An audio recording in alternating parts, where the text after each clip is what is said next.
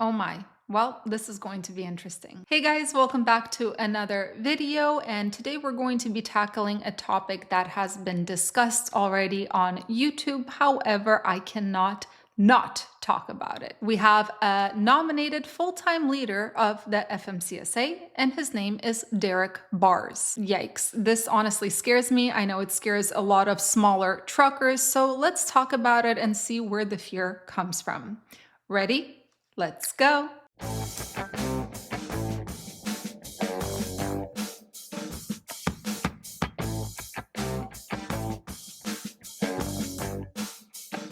So, who is Derek Bars? Well, he has a ton of experience with the trucking industry, particularly in law enforcement and commercial vehicle safety. He retired as the chief with the Florida Highway Patrol back in 2020, where he spent years as the lead for the Commercial Vehicle Safety Alliance. Now, this is the group that sets standards for the truck inspections in North America. Now, one of the people that I watch on YouTube is, of course, Mother Trucker, and one thing that I very much agree with him on is the fact that we have a gentleman who not only does not hold a CDL and has no idea what it means to be a trucker, but he has also spent his career pretty much pulling over truckers. So the first and most obvious question is, of course, how can Derek Bars possibly understand what truckers are facing in this industry? But that's not the end of the story. It gets better. Since 2021, Derek Bars has been part of the American Trucking Association's Law Enforcement Advisory Board, basically rubbing elbows with some of the biggest players in the trucking industry. All right, so let's get into some reactions over this nomination. Of course, we're going to start with the American Trucking Associations, or the ATA,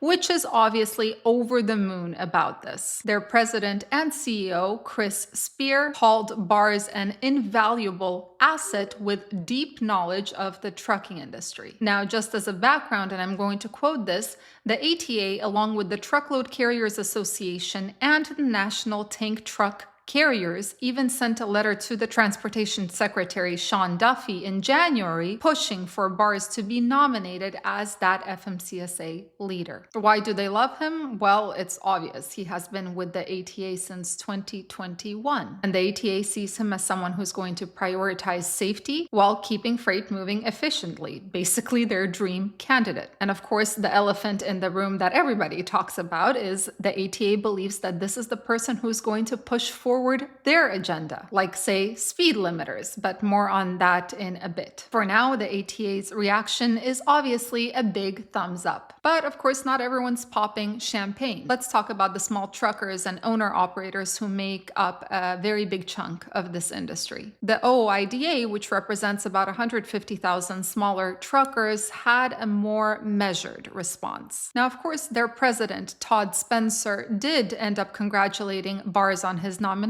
saying that he looks forward to working with him on stuff like fighting freight fraud, rolling back some unnecessary regulations, and keeping drivers safe on the road. Now, this all sounds very positive, but if you dig a little bit deeper, there is definitely unease. It's no secret that small truckers and owner-operators, they often butt heads with the American Trucking Associations, the ATA, and Bars' cozy ties with that group, of course, is raising some eyebrows. Some folks are even pointing out that the ATA has fought for speed limiters, which would, of course, predominantly benefit those big carriers, and even fought a bill in Arkansas, which we did talk about on this channel, and they're pushing for them to allow non-English speaking CDL holders. This is things that small truckers usually don't like. So let's go ahead and unpack the tension. The ATA usually represents the big guys. Think of fleets that have over 100, 200, 300 units. And small truckers, especially owner-operators, feel like the ATA doesn't get their world, and they're right. One big flashpoint is, of course, speed limiters. This is something the ATA has been fighting for, saying that this is going to improve safety if we have speed limiters on all trucks. But small truckers, they see this as a chokehold on their freedom and efficiency. It is a very well-known fact that large carriers do like speed limiters, and it doesn't make them more safe, but it does prevent them from having to pay their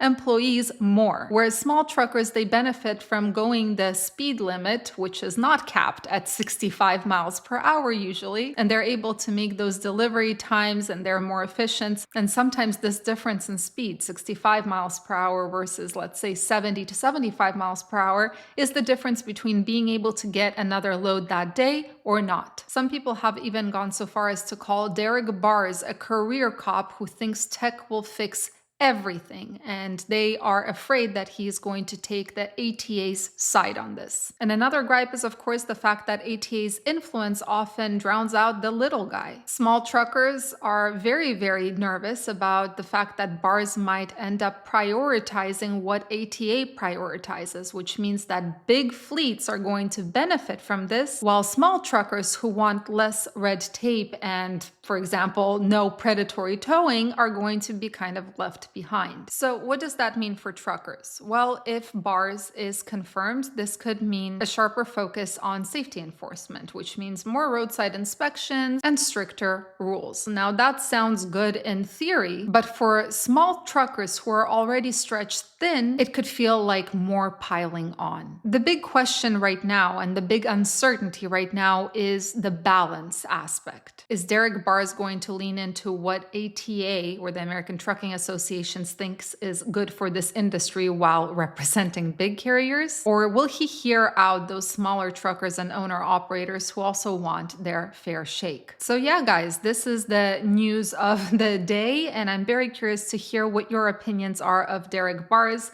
Maybe I've got it wrong, but my first gut instinct is, yeah, this might be an issue. Really curious to hear your thoughts in the comments. Anyway, guys, thank you so much for joining and watching today. I hope you have a fantastic rest of your week, and I will see you on Sunday for the top trucking news that we haven't covered on this channel yet. See you in the next video.